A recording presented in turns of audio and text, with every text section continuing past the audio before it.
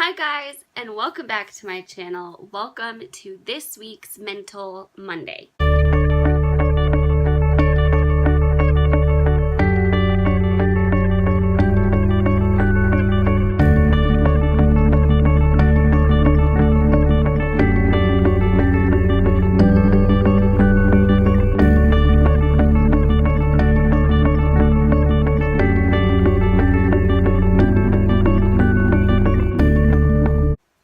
So for this week, I want to address something that was said on a podcast that I not only pretty frequently listen to, but that I have recommended several times, and that's the Real Crime Profile podcast. So they did an episode kind of responding to and talking about the Florida school shooting. If you don't know, in Parkland, Florida, there was a guy that had several calls to the police. 39 is the current number I'm hearing of calls to the police warning that he was dangerous, people very close to him worried about his behavior and worried about him possibly hurting himself or others. Mostly they were worried about others. He was posting very, very scary stuff on social media and just in general acting unstable and not in a right state of mind to have possession of a gun. But he did have possession of a gun, and he ended up committing that school shooting. Unfortunately, it was a tragedy. It was very, very horrible. Several people died and others were injured pretty seriously, and I think it just speaks to we have not found how to address this yet. It's horrible. It breaks my heart. And I am definitely praying for everybody at that school, all of the parents, all of the students, everybody that was involved in it and affected by it, everybody in that community that will now undoubtedly also be affected by it. And I'm just praying for healing for that school. In their episode, they basically made an argument or tried to make an argument for gun laws and stricter gun laws. And in so doing, they made the statement that it's not a mental illness issue. It's not a mental health issue. And I really take issue with some of the things they said. And so I kind of want to address it because not only did it bring all of this up in me, but it also is something I have advocated for in the past as far as this podcast being a really reputable source, and me agreeing with a lot of what they say. Usually I do. There are obviously times where I don't 100%. You're never going to 100% with anybody. But as a general rule of thumb, there's a lot I have been able to learn from them, from their experience they share, just from all of their understanding. It's been amazing. It's been an amazing educational tool. I just felt like this episode I did not agree with on several levels, and I wanted to address why. So I don't know if any of you have gone and listened to it.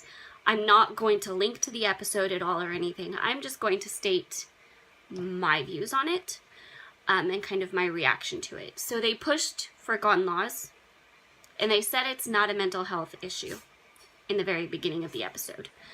And then, throughout the episode, they proceeded to, in my opinion, make a case for it being a mental health issue. And they then, by the end of it, were saying you have to address it on several fronts. So it's not going to only be a mental health issue, or it's not going to only be a gun laws issue. And I want to give that credit to them because they did make a very good point in it has to be attacked on several fronts. It is not just one thing contributing to it. So in order to find a solution, it's not going to be on only one issue involved in it that then will solve the whole thing. I commend them for that completely. That is totally, totally accurate. You cannot only address it in one way. this has several fronts that it needs to be addressed in. My particular issue with what they said was, of course, the saying it's not about it. And then in my opinion, a lot of what they said made me think, well, yeah, that paints a picture of a mental health issue for me. Not certainly the only aspect to it, but a pretty significant one. And there was a statement that, it's not a mental health issue, it's a domestic violence issue. And in my view, domestic violence is a mental health issue. Very much so. I have read stories of women that have gone through it. I have studied domestic violence. I don't have the experience helping those that are in a relationship like that personally. I don't, and they do, and I have to acknowledge that. But at the same time, I don't know that I would ever say that domestic violence is not a mental health issue, especially on the side of the abuser. The abused will have to deal with mental health issues in the healing process, and the abuser has their own mental health issues to deal with. That was one of the big things I wanted to address, was if you're going to say it's about domestic violence, you have to acknowledge that's about mental health. To me, domestic violence is a mental health issue. The other aspect to it that I wanted to address is they took issue with the word mental illness and the people that go out and commit these acts being labeled as mentally ill, because that, like I've talked about in a previous video, that labels them and lumps them in with everybody else that has a mental illness, and there's a stigma that creates, and not every person that has a mental illness is violent, and that whole argument that I've addressed pretty significantly in the past. So for all of the reasons I've said in a previous video, I disagree with that. I at least disagree with it on the premise that that means you don't pay attention to it at all. That doesn't mean you don't address mental health. Whether you like the label or you don't like the label, there's an issue that needs to be addressed. So whatever label you want to put to it is fine. Just address the issue. Address the problem. And I think ignoring that for trying not to label people contributes to it continuing to be a problem, because you're not addressing something that's very much playing into this and going on and creating a problem.